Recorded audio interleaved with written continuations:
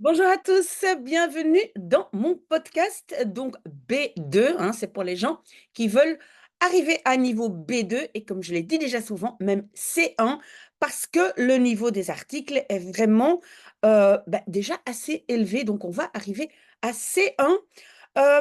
Oui, j'ai évidemment ma tasse de café. Pourquoi je commence toujours par ce podcast? Eh bien, simplement parce que j'ai vu qu'il y a de plus en plus de personnes. La semaine passée, 75, on était 75, donc merci d'être là. C'est un moment privilégié pour moi. Donc voilà, j'adore ça. Aujourd'hui, on va lire un article sur une nouvelle statue de Van Gogh aux Pays-Bas. Je répète encore une fois, il y a toujours beaucoup de vocabulaire. Faites un choix. N'essayez pas de tout apprendre. Comment est-ce qu'on évolue quand on apprend une langue? C'est en le faisant petit à petit et tout doit être bien établi avant d'avancer trop vite parce que si on met 30 mots et finalement on ne retient rien, ce n'est pas le but. Et ceux qui sont avec moi, pardon, savent que c'est un long, long chemin, l'apprentissage des langues, contrairement à ce qu'on dit souvent, c'est que oui, on installe une application et voilà, on apprend une langue. Non, non, non, non, non. Vous êtes sur le bon chemin avec moi et maintenant j'arrête mon blabla. Désolée. Donc c'était, un article de la VRT News qui m'avait été donné par, Monique et Pascal. Merci beaucoup, je sais qu'elles sont là aussi et donc c'est le Kunstenaar, le l'artiste, j'ai mis plus loin ici Kunstenaar en rouge. Donc Kunst, c'est art. Ceux qui habitent à Bruxelles et qui prennent le métro, art, loi, Kunst, wet, comme ça qu'on peut retenir. Donc, Kunst, c'est art. Kunstenaar, l'artiste Johan Taron de Zwalm. Zwalm est un petit village aux Pays-Bas. Il fait une grande statue. J'ai mis statue parce que normalement, statue, c'est standbeeld. Donc, beeld, normalement, c'est uniquement euh, une image. Hein, ça peut être une photo. Normalement, c'est standbeeld, mais ici, comme c'est clair, on a uniquement dit beeld, mais normalement, vous voyez, je l'ai marqué ici, c'est standbeeld d'un Van Gogh zittende, hein, assis. Vous avez vu que l'adjectif a été accordé pour un musée aux Pays-Bas. Et je vais quand même rapidement cliquer sur le lien pour que vous voyez la statue, parce que ceux qui n'habitent pas en Belgique n'ont pas accès à ce site, hein, de la VRT Nice. Vous voyez ici, oh là, oui, voilà. Donc, vous voyez ici, c'est la statue. On peut s'asseoir dessus. Ça, c'est l'artiste. Peter de Sutter, c'est un ministre belge. Une ministre belge. Avant un ministre et maintenant une ministre. Ok, tout est dit. Et donc, à Zundert, petit village aux Pays-Bas, il y a donc une statue en bronze. Est-ce que vous voyez? Oui, ici, j'ai marqué en bronze. Oui, vous le savez, quand je rajoute en à un adjectif de matière, non, je dois rajouter en à des adjectifs de matière. Par exemple, plastieken, gouden, glazen, etc. Donc, ça veut dire faite de, hein, la statue est faite de bronze, de Vincent van Gogh, onthuld. Onthullen, c'est dévoiler. Hein. Hullen, c'est voiler, mettre un voile autour, et ont, c'est dévoiler. Fait par l'artiste Johan Taron de Zwalm. La statue est 3 mètres de haut, et puis c'est le but ou l'intention, parce que pourquoi est-ce que j'ai mis bedoeling en rouge? C'est parce que doel, c'est but. Et bedoeling, c'est quasiment la même chose, mais c'est l'intention. Donc l'intention, c'est l'intention, hein, on peut dire en français le but, que les gens, gaan zitten, vont s'asseoir op zijn schoot. Op zijn schoot, c'est un peu une expression et ça veut dire sur les genoux. Mais attention, schoot n'est pas genou.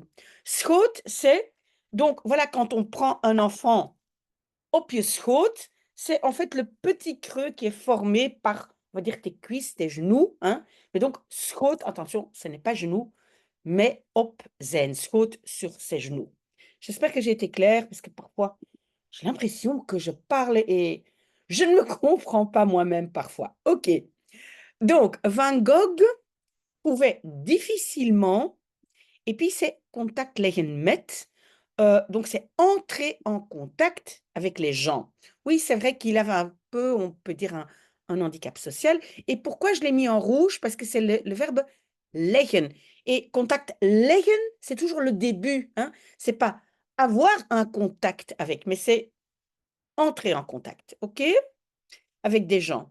De cette façon, nous lui donnons quelque chose, wat hij verlangde, ce qu'il désirait.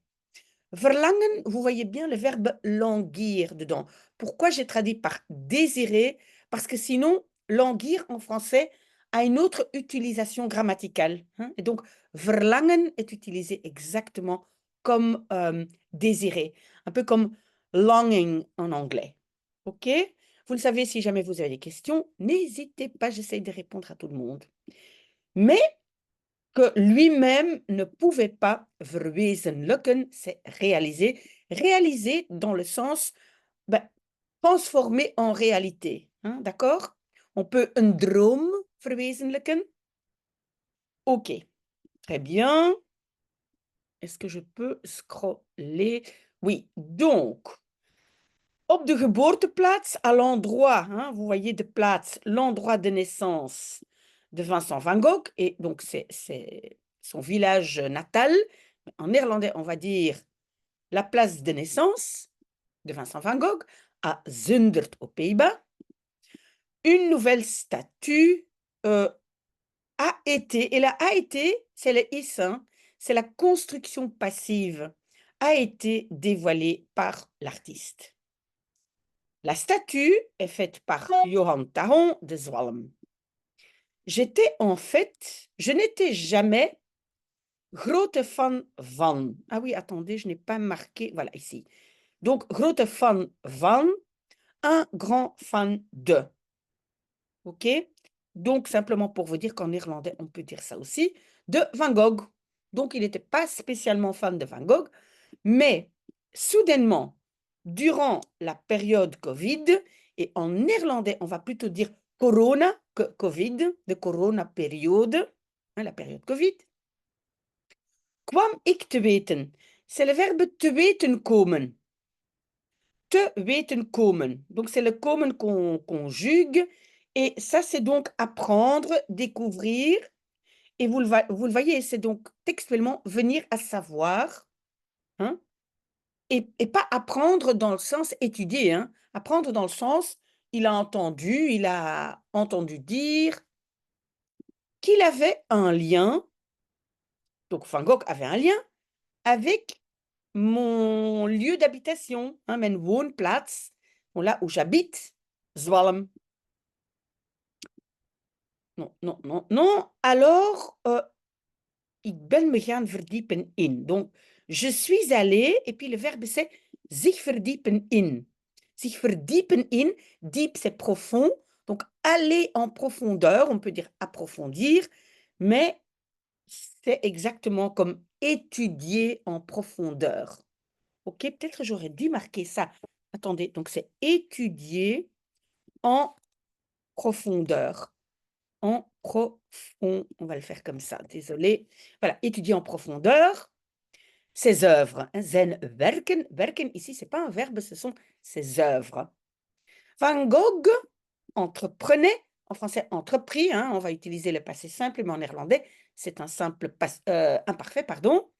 Une longue marche, vous voyez, voettocht, hein, un voyage à pied, hein, une marche, début août 1879, vanuit, hein, donc partant de Quem, dans le Borinage, c'est une région, la région des mines en Belgique, vers Sint-Maria-Horebeke, c'est en Flandre, dans les Ardennes flamandes, donc il a été à pied dans les Ardennes flamandes. Mais où est le... Attendez, mes explications. Ah, voilà. Om te raden te gaan bij. Et c'est le verbe te raden gaan bij. Demander conseil à. Vous voyez, je l'ai marqué ici en dessous, hein, sur l'écran. Donc, il voulait demander conseil à Dominee Schilder, c'est un peintre pasteur-peintre, Peterson. Ok, mais avant de continuer, je vais vous montrer, il y a donc les Ardennes flamandes. Et je vais vous montrer, parce que quand on dit « je vais dans les Ardennes », Ça, c'est souvent le sud de la Belgique. Et je vais vite scroller si vous avez un tout petit peu de patience. Mais je veux, voilà, regardez. Donc, les Ardennes, normalement, quand on dit en Belgique, je vais dans les Ardennes, c'est ici, hein, dans le sud de la Belgique. Il y a aussi les Ardennes françaises. Donc, ça, c'est encore plus bas.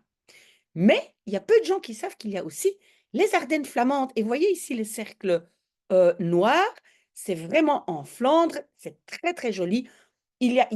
On dit toujours qu'il y a un microclimat, c'est magnifique et donc si vous avez l'occasion, mais c'est ça donc ce qu'on appelle les Ardennes flamandes.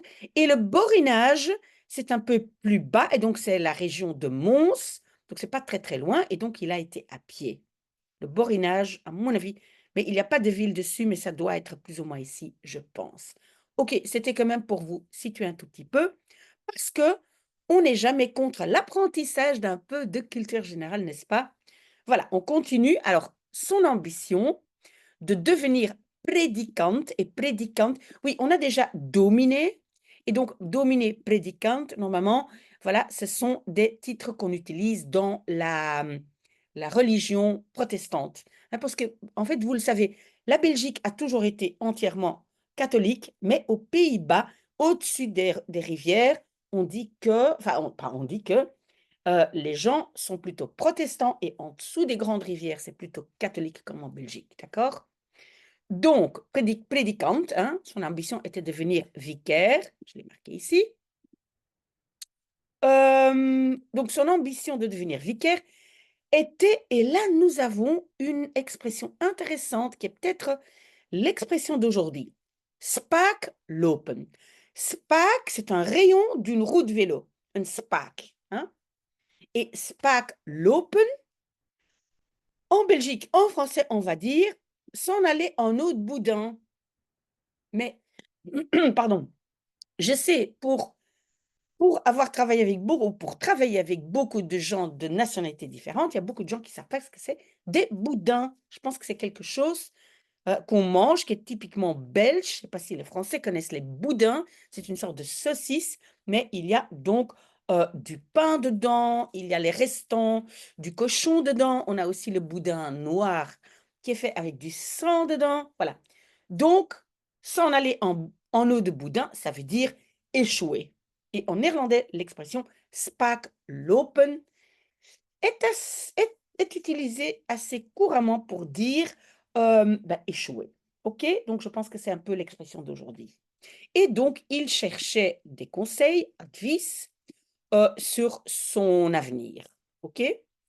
Alors, daar, donc là-bas, il zou hebben geleerd, il aurait appris le métier de peintre hein, chez Monsieur Peterson et il pouvait, d'une autre façon, troost bieden, hein, offrir du réconfort aux gens, hein, donc en faisant de la peinture.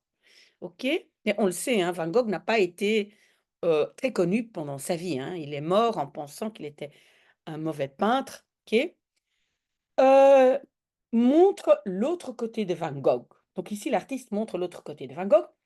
Durant ses recherches, en néerlandais souvent singulier, zijn onderzoek, il kwam tegenkomen, c'est rencontrer, il rencontrait, vous le voyez ici, des histoires de gens, wiens, ah, ça c'est un peu vieux, wiens, ça veut dire dont, non pas wir, ça c'est, en fait ce sont des anciens, qu'on appelle ça encore, déclinaisons, donc dont les arrière-grands-parents hadden gezeten, avaient été assis encore sur ses genoux.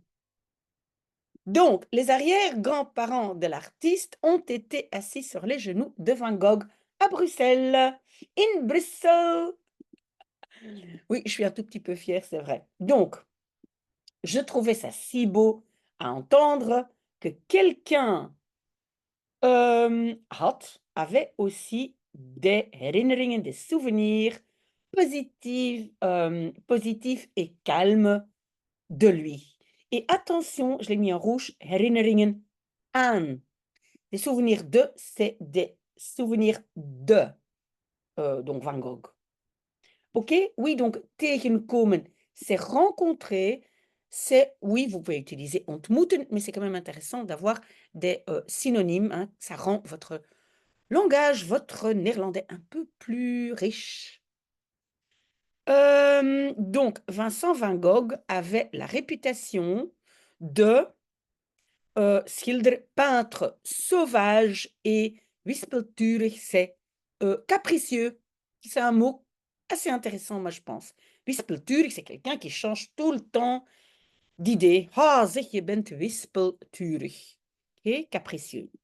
Mais il y avait sans doute, ongetwijfeld, twijfel c'est doute, aussi des moments de paix et de spiritualité.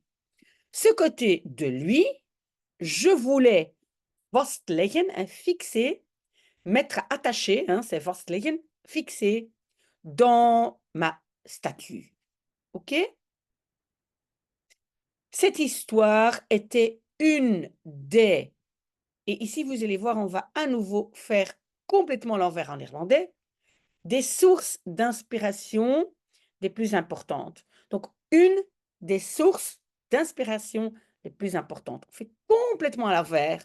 En néerlandais, important, inspiration, source. D'accord? Ça, c'est important. Car c'est l'intention ou le but que tu gaat kruipen. J'ai tout de suite expliqué kruipen, mais donc que tu vas t'asseoir vraiment sur les genoux de Van Gogh. Hein, vous avez vu, vous pouvez vous asseoir sur la statue. Alors, kruipen, kruipen. Donc, voilà, je scrolle un peu, voilà, ici. Kruipen, c'est ramper, aller à quatre pattes. Hein. Voilà, donc, par exemple, des crocodiles, kruipen, des petits-enfants, kruipen. Mais kruipen est aussi une façon de dire faire quelque chose, ici, mouvement avec une certaine difficulté.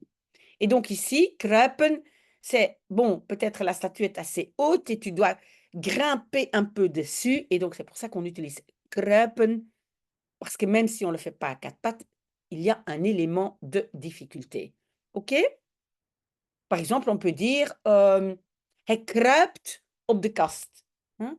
Donc, je me rappelle mes enfants dans la cuisine, ben, ils grimpaient toujours sur les placards de la cuisine pour aller plus haut, pour prendre des trucs.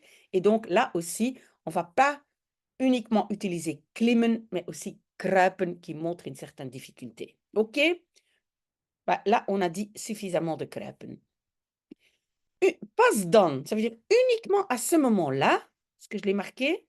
Oui, vous voyez, uniquement là, c'est ici, uniquement là ou uniquement à ce moment-là, tu as l'expérience complète. OK? Beleving, c'est quelque chose que je vis, c'est une expérience. Je l'ai mis aussi, vous voyez ici. OK? Van Gogh lui-même avait des difficultés avec le contact social.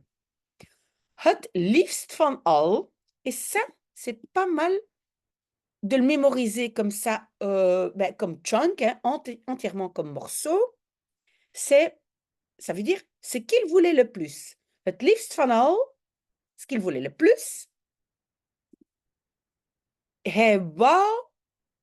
Il voulait une femme à côté de lui, mais cela ne lui a jamais réussi.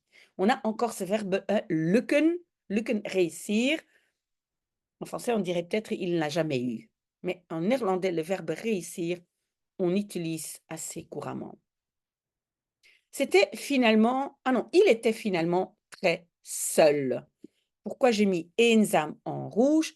Parce que seul a une connotation négative. Donc, seul, donc eenzaam indique quelqu'un qui n'a pas envie d'être seul. Hein, parce que moi, je peux être seule parfois et être très contente. Par exemple, là, je suis seule, je suis très contente. Donc, c'est eenzaam, un sentiment d'abandon. OK? Quoi que tu vois dans... Ah non, non, non, non, non, pardon. Ce que tu vois aussi dans ces dernières œuvres. Hein, on le voit. Cette solitude, ce sentiment d'abandon, on le voit dans ces dernières œuvres. Avec cette œuvre artistique, hein, Kunstwerk, ce tableau, cette œuvre artistique, je veux in de verf zetten, mettre en peinture. C'est bien choisi ici, mais ça n'a rien à voir avec verf. La peinture, non, non, non, ça veut dire mettre en avant. Vous voyez, je l'ai mis ici, mettre en avant, in de verf zetten. Donc, ça n'a rien à voir avec la peinture, mais ici, finalement, c'est bien choisi.